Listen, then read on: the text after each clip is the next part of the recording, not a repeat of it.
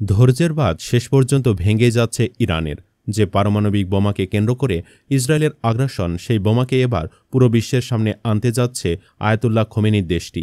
শুধু দেখানোর জন্যই তিলে তিলে গড়া পারমাণবিক বোমা প্রকাশে আনতে যাচ্ছে ইরান, নাকি নিজেদের রক্ষায় সেটি ব্যবহারও করবে তারা? যুক্তরাষ্ট্রসহ পুরো বিশ্বের চোখ ফাঁকি দিয়ে ঠিক কতটা পারমাণবিক বোমার মজুত করতে পেরেছে তেহরান? কোনো পরীক্ষা নিরীক্ষা ছাড়াই কিভাবে তারা নিজেদের সফল দাবি করছে? পারমাণবিক বোমা প্রকাশ্যে আসার পর যুক্তরাষ্ট্রের প্রতিক্রিয়াই বা কেমন হবে? এসবের বিস্তারিত থাকছে ভিডিওর পরবর্তী অংশে। বছরের পর বছর ধরে নিজেদের পরমাণু শক্তিধর রাষ্ট্র হিসেবে গড়ে তুলেছিল ইরান। এর জন্য অনেক বেশি মূল্য চোকাতে হয়েছে তাদের। পারমাণবিক বোমা আছে এই অজুহাতে কখনো যুক্তরাষ্ট্র, আবারও কখনো ইসরায়েল ইরানের ওপর হামলা চালিয়েছে, কেড়ে নিয়েছে অনেক গুরুত্বপূর্ণ মানুষের প্রাণ।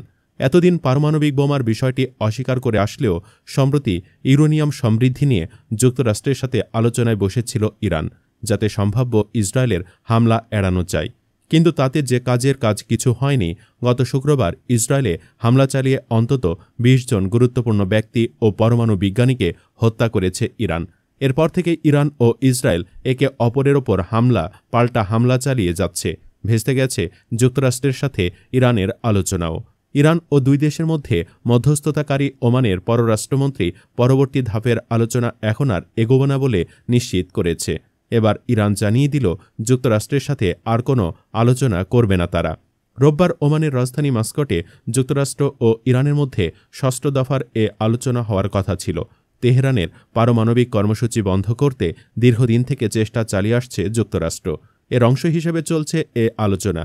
এর আগে রোমে ৫ম দফা পরমাণু আলোচনা হয়, তবে তাতে কোনো অগ্রগতি হয়নি। ইরান যাতে পরমাণু অস্ত্র বানাতে না পারে তা নিশ্চিত করতে দেশটির একাধিক পারমাণবিক ও সামরিক স্থাপনা এবং সামরিক বাহিনীর কমান্ডার ও পরমাণু বিজ্ঞানীদের ওপর হামলা চালায় ইসরায়েল। বিভিন্ন সংবাদ মাধ্যমের খবর অনুযায়ী ইরান পরমাণু অস্ত্র বানানোর খুব কাছে পৌঁছে গিয়েছিল। ইরানের নজিরবিহীন ইসরায়েলি হামলায় শীর্ষস্থানীয় সামরিক কর্মকর্তা ও বেসামরিক ব্যক্তিদের নিহত হওয়ার পর এ আলোচনা থেকে নিজেদের সরিয়ে নিয়েছে তেহরান। চলমান এই পরমাণু আলোচনা থেকে সরে গেলে পরিণতি মারাত্মক হবে। যুক্তরাষ্ট্রের প্রেসিডেন্ট ডোনাল্ড ট্রাম্পের হুমকির পরও ইরান এখন আর আলোচনায় থাকতে রাজি নয়। ইসরায়েলের একের পর এক হামলার পর তার সহযোগী যুক্তরাষ্ট্রের সঙ্গে পরমাণু কর্মসূচি নিয়ে আলোচনার কোনো অর্থ নেই বলে আগেই মন্তব্য করেছিলেন ইরানের পররাষ্ট্র মন্ত্রণালয়ের মুখপাত্র ইসমাইল বাঘাই। তিনি জানিয়েছেন, যুক্তরাষ্ট্র এমনভাবে আচরণ করেছে যাতে সংলাপের কোনো মানে থাকে না। আপনি একদিকে সংলাপের কথা বলবেন আর অন্যদিকে ইসরায়েলকে দিয়ে ইরানের ভূখণ্ডে হামলার সুযোগ করে দিবেন, এটা একসাথে চলতে পারে না। এরপরই পারমাণবিক বোমা প্রকাশ্যে আনার কথা জানিয়েছে ইরান। কিন্তু প্রশ্ন হচ্ছে, সত্যি তাদের হাতে পূর্ণশক্তির পারমাণবিক বোমা আছে? যদি থাকেও সেই সংখ্যা ঠিক কত? গোয়েন্দা তথ্যের ভিত্তিতে জানা যায় ইরানের হাতে অন্তত ৯টি পারমাণবিক বোমার মজুত আছে।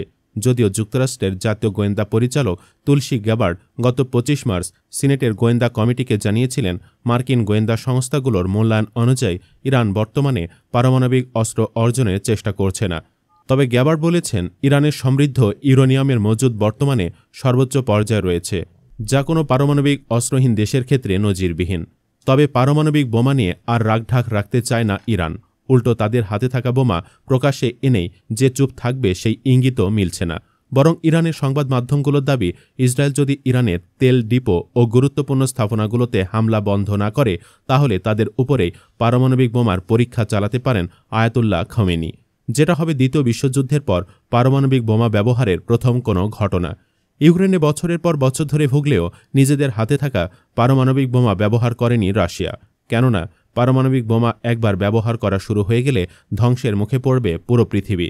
যদিও আপাতত নিজেদের রক্ষার কথাই বেশি করে ভাবছে ইরান।